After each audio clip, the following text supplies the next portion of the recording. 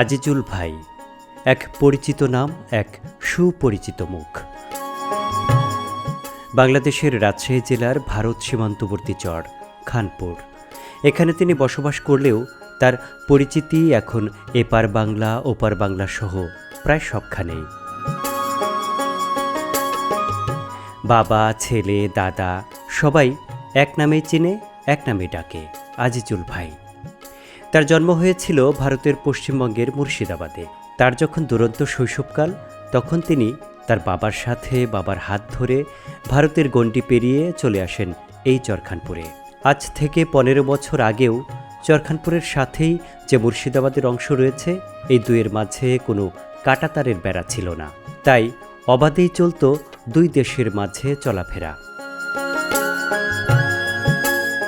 কাঁটাতারের বেড়া পড়ে যাবার পর রহিত হল দুই দেশের মাঝে অনুপ্রবেশ, ছিন্ন হল আত্মীয়তার বন্ধন। ছোটবেলার খেলার সাথীরা হয়ে গেল দূর দেশের বাসিন্দা। পাগল মন তো বাঁধ মানে না, ফিরে যেতে চায় সেই আপনজনের কাছে। একটিবার শৈশবের সেই বন্ধুকে দেখতে মনটা ব্যাকুল হয়। আজিজুল ভাইও তার কিছু আত্মীয়, তার কিছু প্রিয় মানুষকে রেখে চলে আসেন কাঁটাতারের এপারে। এখনও মাঝে মাঝে কেঁদে ফেলেন আজিজুল ভাই তার প্রিয় মানুষদের কথা মনে করে।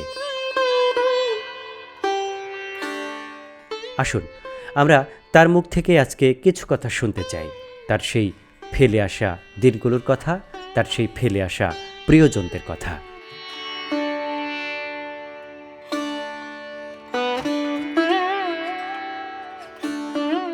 আপনার রক্তের সম্পর্কের যারা, জি, এদের মধ্যে কারা কারা ইন্ডিয়াতে আছে? আমার ভাই আছে একটা, আমার আপন ভাই। আপনার আপন ভাই ইন্ডিয়াতে আছে? ইন্ডিয়াতে, এই মুর্শিদাবাদে? মুর্শিদাবাদে। এই যে আমাদের এই ঘরটার পিছনে তো মুর্শিদাবাদ। হ্যাঁ, মুর্শিদাবাদে। তো এইখান থেকে তার মানে ওনাদের বাড়ি কি এই মুর্শিদাবাদের, মানে এদিক থেকে খুব কাছে নাকি বেশ দূরে? মেলা দূর, খেলা দূর। সেটা হচ্ছে তামিলনাড়ু। তামিলনাড়ু? তামিলনাড়ু, ও মাই গড, এটা তো অনেক দূর। অনেক দূর। এইখান দিয়ে যাইতে গেলে হয়তো সোজা। আর পুকুরও আছে আপনার মুর্শিদাবাদের ভিতরে। আপনার আপন ফুপু? আপন ফুপু, রক্তের সম্পর্কের একদম আপন? আপন ফুপু, মানে দুইটা ফুপু আর আমার বাপ একটাই। আচ্ছা। আমার বাপ চলে এসেছে বিনিময়ের সময় ধরেন এখানে, আর ফুপুরা ধরেন ওখানে বিয়ে-শাদী হয়েছে। তখন তার এরকম এরকম তো ছিল না, খোলামালা ছিল। আচ্ছা। তারপরে এখন ভাই দিয়া ধরেন মানে দেশ বিভক্তের আগে সেটা? হ্যাঁ, মানে যখন মানে যাতায়াত করা সম্ভব ছিল তখন মানে এই যে বুঝিনি আপনি যখন হেঁটে তখন আমার নাহলে 10 বার যাওয়া আসে ইন্ডিয়াতে। মানে কেউ তো ছিল না। আচ্ছা। পুলিশ প্রশাসন এরকম কাঁটাতার ছিল না তখন? কিছুই না। ও আচ্ছা আচ্ছা। কোনো প্রশাসনও নাই, মানে কোন এক কথা। এই কাঁটাতার কতদিন আগে থেকে হয়েছে এটা? এটা হয়তো মোটামুটি আজ থেকে আপনার বুদ্ধি হওয়ার পরই তো না? এই 13 বছর কি 14 বছর হয়েছে মাত্র? মাত্র। আমি তো ভাবলাম যে আপনি একদম ছোট ছিলেন তখন কাঁটাতার হয়েছে। এই 10 থেকে 12, 12 থেকে 13, 13 থেকে 14 এর মধ্যে। মধ্যে। আচ্ছা, আমি ধরে নিচ্ছি যে 15 বছর আগে আপনার এখানে কাঁটাতার হয়েছে। হ্যাঁ, তার মানে 15 বছর আগে আপনি অবাধে ওই ইন্ডিয়ার ভিতরে চলে যেতে পারতেন? মানে সবসময় মানে আমার দেশে গোটা দেশের লোকই সবাই যেত, আপনি শুধু একা না? এইদিকে তখন আমরা বাজার হাট করতাম না। আচ্ছা। তখন আমরা বাজার হাট করতাম ভারতের ভিতরে।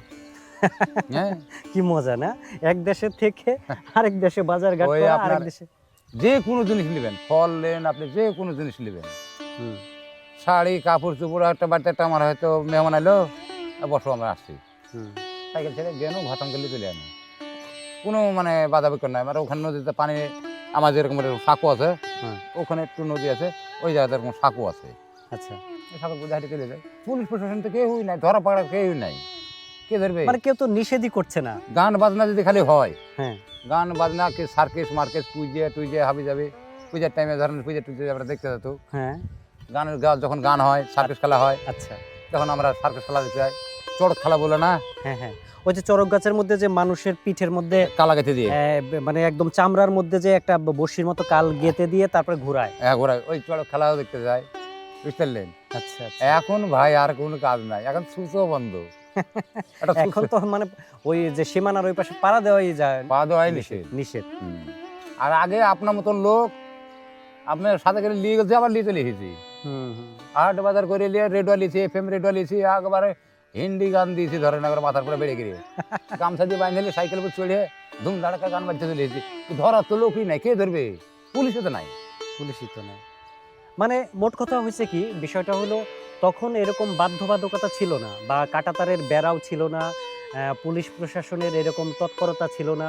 মানে কেউ তো নিষেধ করছে না, যেহেতু নিষেধ করছে না সেহেতু কেউ আসলেও এটা যে তারা যে এটা অন্যায় কিছু করছে সেটাও অনেকেই বুঝতোই না, যে আমাদের পাশাপাশি প্রতিবেশী, তাদের ওখানে যাচ্ছি, তারা আসতেছে, মানে এটা একটা রীতিনীতি বা একটা রেওয়াজের মধ্যেই আর কি এরকম একটা প্রচলন ছিল, জি, জি। তাই তো?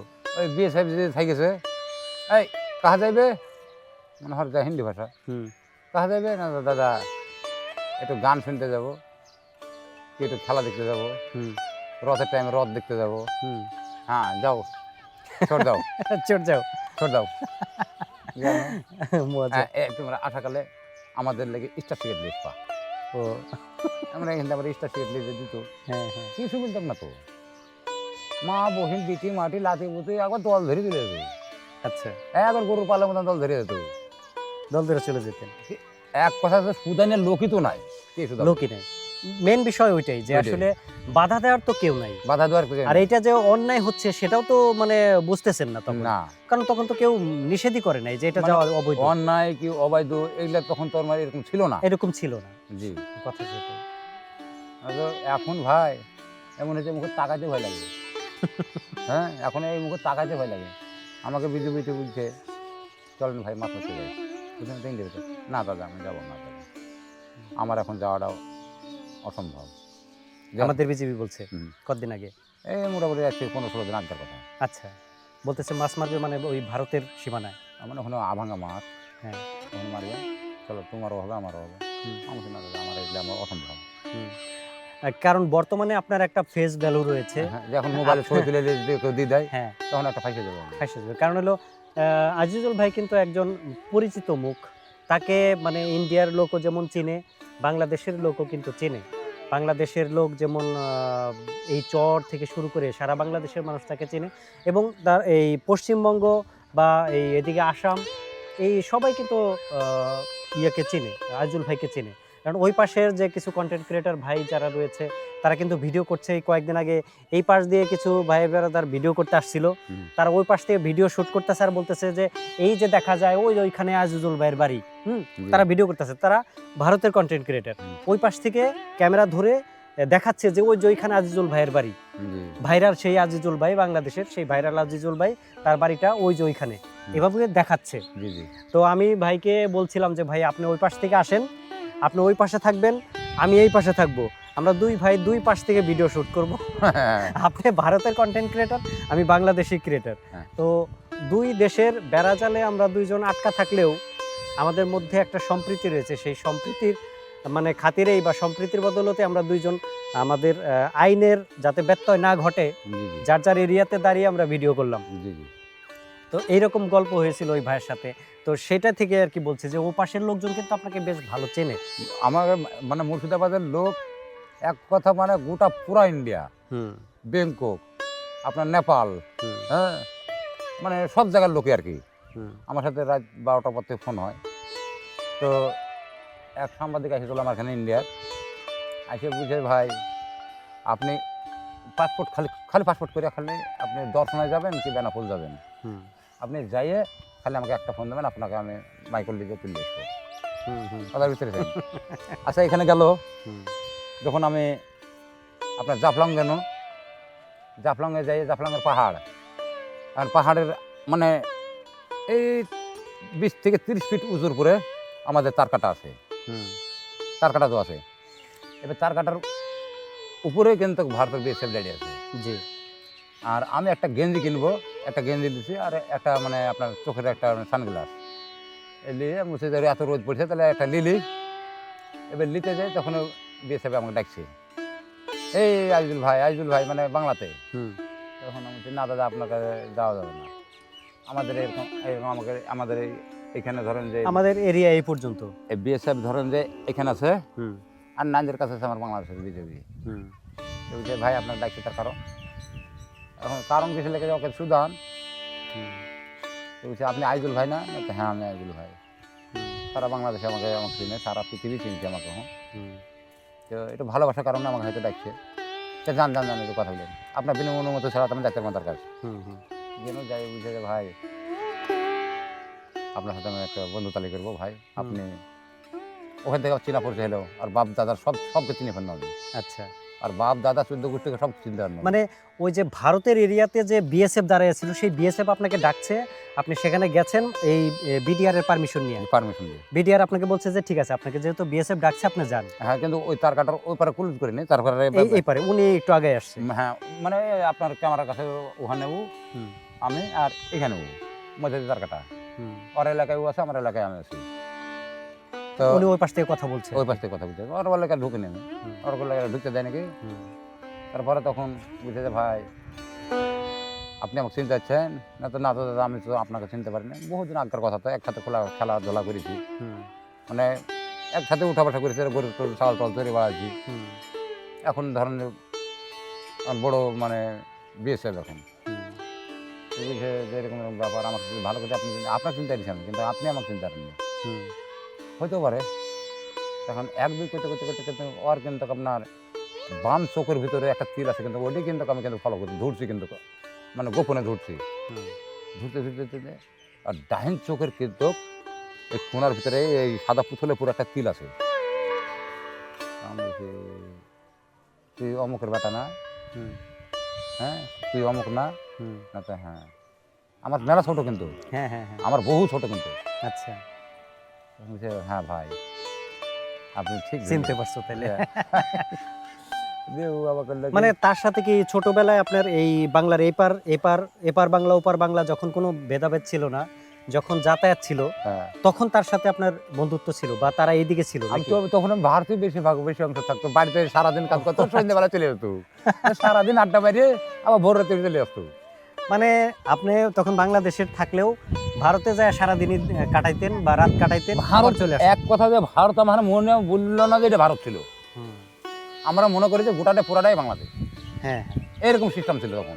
এই যে একটা কঠিন একটা কথা বলেছে আজিজুল ভাই, যে ভারত এবং বাংলাদেশকে আগে তিনি মানে আলাদাভাবে কখনোই দেখেনি, কারণ এই বাংলা ভাষাভাষী যারা রয়েছে তাদেরকে কিন্তু আসলে আলাদা করা যায় না।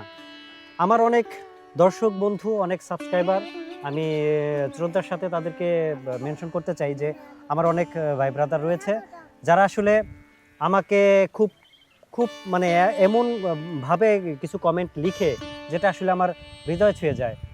সেটা আমার মুর্শিদাবাদে কিছু আমার ভাই ব্রাদার, কিছু বন্ধুবান্ধব রয়েছে আসামের দিকেও, এবং তাদের কমেন্ট পেয়ে আসলেই মানে মনটা ভরে যায়, এবং খুবই ভালো লাগে যে এই ভাই ব্রাদার যারা ছিল, আমরা কিন্তু 1947 সালে দেশ ভাগের পূর্বে আমরা কিন্তু সব কিন্তু একসাথেই ছিলাম। এই পুরো বাংলাটা একই সংস্কৃতি, একই আচার আচরণ, মানে একই সুতোয় গাঁথা যাকে বলে। তো এই যে এই ভেদাভেদটা যখন, এই বন্টনটা যখন হয়ে যায়, যখন দুই দেশের ভাগাভাগি হয়ে যায়, যখন কাঁটাতারের বেড়া চলে আসে, তখন কিন্তু আমাদের সেই বাধ্যবাধকতা, আমাদের সেই বিধিনিষেধ চলে আসে। কিন্তু তার আগে আমরা তো একসাথেই ছিলাম, একসাথেই থাকতাম, এবং সেই বিষয়টি আজিজুল ভাই বলল যে আসলে আমরা মানে এই দেশটাকে, ভারতকে বা বাংলাদেশকে কিন্তু আলাদা কখনো ভাবি নাই, আমরা এক দেশই ভাবতাম। সেটাই আসলে আজিজুল ভাই ব্যক্ত করলেন যে আমরা দুই দেশকে এক দেশই মনে করতাম। জি বলেন ভাই। তো আমার মানে ভিতরটা ভাই ফাটে গেল আমার, হ্যাঁ, ওর কথাটা শুনে আমার মানে চোখ দিয়ে পানি ধরে গেল আমার, মানে চোখে পানি এসে গেল, সেই ছোটবেলার স্মৃতি মনে পড়ে। মানে এক জায়গায় উঠা বসা করেছি, তার সাথে বন্ধু তালি করেছি, সে হিন্দু, মুসলমান না কিন্তু হিন্দু, একসাথে উঠা বসা করেছি, তার সাথে খেলাধুলা করেছি, তার বাপ মায়ের সাথে খেলাধুলা করেছি, মানে সব এক জাতির, সব ধরনের যে এক কথা নিজের বাড়ির মতন আর কি। তাই এখন ধরেন যেসব ছেলেপিলেগুলা রয়ে গেছে, তাহার জন্য কিন্তু বুকটা ফাটে যাবে। হয়তো আপনার আপনার বংশের ভিতরে আপনি বড়, জি, সব ছেলেগুলা ধরেন আপনার হাতে মানুষ, তাহলে আপনার ভিতরটা কেমন লাগে? আপনার ভিতরটা কিন্তু একবারে কাঠের মতো চচ্চড়ি হয়ে ফাটে যায়, বুঝতে পারলেন? কলজায় লাগে আর কি, কলিজায় লাগে। জি, এই হচ্ছে ব্যাপার। দিনাজপুর একটা মেলা হয় ভাই, জানেন কি না? কান্নাকাটির মেলা, ওইটার মেলার নাম বলে। কারণ হলো এই দেশ যখন বিভক্ত হয়নি তখন কিন্তু মানে আত্মীয় স্বজন এপারে ছিল ওপারে ছিল, যখন বিভক্ত হয়ে গেছে মাঝখান দিয়া যখন কাঁটাতার পড়েছে তখন কিন্তু আর তারা দেখা করতে পারে নাই এবং কাঁটাতারের কাছেও কিন্তু আসতে পারে না। আগেই কিন্তু বিএসএফ তাদেরকে বিধিনিষেধ দিয়ে দেয়। এই যে তারা মানে তার খালা আছে, ফুপু আছে, মামা আছে, চাচা আছে, তাদের সাথে কখনোই দেখা করতে পারে না। আর কেন দেখা করতে পারে না? তাদের কিছু পাসপোর্ট করবে সেই যোগ্যতাটা নাই তাদের। ওই কাণ্ড আমারও ভাই। মেন কথা আমার হাতে নাই পয়সা, জাম পাসপোর্ট করে তার ছেলেপিলে গেলাম দেখা করতে যাবো। আপনার যে আত্মীয় স্বজন রয়েছে তাদের সাথে যে দেখা করবেন সেই সুযোগটা আর হয়ে উঠছে না। এই জন্য যখন এই যে দুই বাংলাকে যখন ওই মেলাটার মধ্যে যখন কাঁটাতার পর্যন্ত আসার সুযোগ করে দেয়, তখন দুই পাশ থেকে দুই দেশের মানুষ কিন্তু তারা কিন্তু একই ছিল, একই জায়গায় ছিল, একই জায়গায় বেড়ে ওঠা, তাদের চোখের পানি আর ধরে রাখতে পারে না এবং সেখানে একে অপরকে দেখে চোখের জলে বুক ভাসিয়ে দেয় এবং সেই মেলাটাকে এই জন্য কান্নাকাটির মেলা বলে। এই দেশের মধ্যে দুই দেশের মধ্যে আমাদের কাঁটাতারের বেড়া হলেও আমাদের ভিতরের যে আত্মার যে বন্ধন, আমাদের যে ভালোবাসা, হৃদয়ের যে টান,